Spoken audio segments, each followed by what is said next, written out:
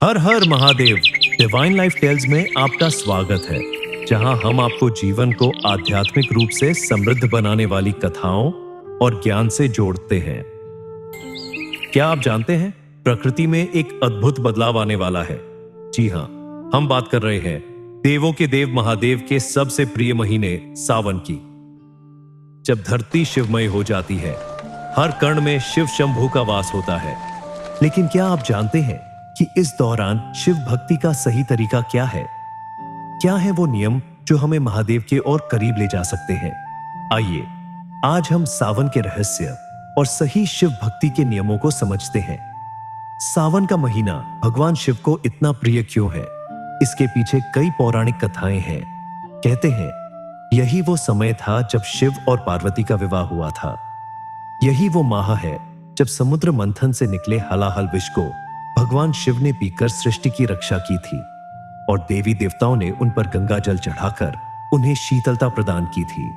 इसीलिए भक्त दूर दूर से पवित्र गंगा जल लाकर शिवलिंग पर अर्पित करते हैं, जिसे कांवड़ यात्रा के रूप में भी जाना जाता है।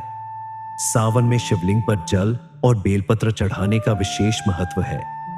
इस पूरे महीने शिव अपनी प्रिय ससुराल यानी धरती पर वास करते हैं और भक्तों की हर मनोकामना पूरी करते हैं। तो क्यों ना इस महीने को हम पूरी श्रद्धा और जागरूकता के साथ मनाएं। तो आइए जानते हैं सावन के पवित्र महीने में हमें क्या क्या करना चाहिए, ताकि हमारी भक्ति महादेव तक पहुंच सके और हमें उनका आशीर्वाद मिल सके। पूजा और रुद्राभिषेक। हर सोमवार को विशेष रूप से महादेव का अभिषेक करें। बेलपत्र, धतूरा, भांग, चंदन, दूध और गंगाजल से शिवलिंग का अभिषेक करना अत्यंत शुभ माना जाता है। जप और ध्यान। इस दौरान इन पवित्र मंत्रों जैसे ओम नमः शिवाय या महामृत्युंजय मंत्र का अधिक से अधिक जप करें। ये मंत्र मन को शांति देते हैं और सकारात्मक ऊर्जा भरते हैं। सात्विक भोजन और उपवास। सावन में सात्विक भोजन करें और यदि संभव हो तो सोमवार का उपवास रखें। उपवास केवल भूखा रहना नहीं, बल्कि इंद्रियों पर नियंत्रण और मन को शुद्ध करने का माध्यम है। मन को शांत रखें और दूसरों की सेवा करें। क्रोध, लोभ, ईर्ष्या और अहंकार से दूर रहे। मन को शांत और पवित्र रखें। जरूरतमंदों की सहायता करें, दान पुण्य करें। इस दौरान पर्यावरण का सम्मान करें, पेड़ पौधे लगाएं।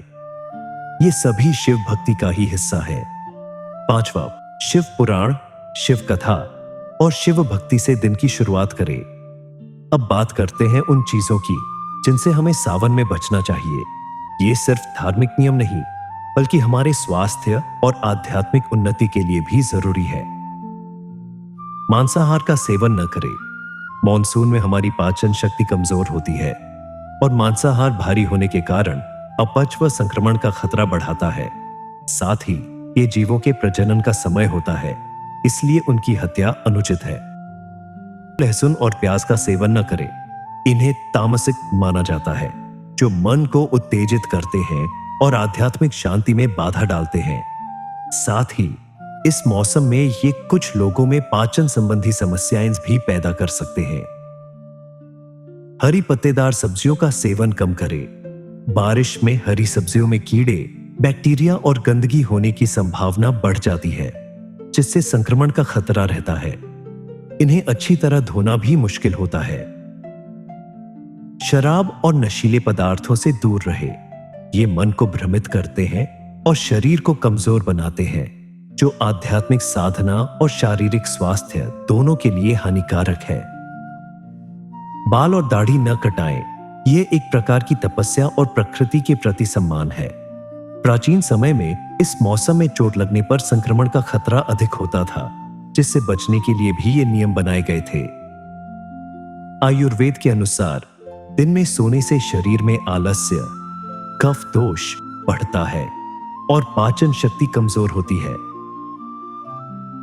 याद रखें, सावन का महीना केवल नियमों का पालन करना नहीं है, बल्कि आत्मशुद्धि, मन की एकाग्रता और दूसरों के प्रति दया का महीना है।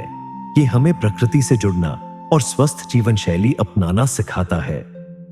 इस सावन इन नियमों का पालन कर आप न सिर्फ महादेव का आशीर्वाद प्राप्त करेंगे, बल्कि अपने जीवन में भी एक सकारात्मक बदलाव महसूस करेंगे। आइए हम सब मिलकर इस पवित्र महीने को पूरी श्रद्धा और जागरूकता के साथ मनाएं। तो तैयार हो जाइए इस सावन को अपने जीवन का सबसे पवित्र और परिवर्तनकारी महीना बनाने के लिए।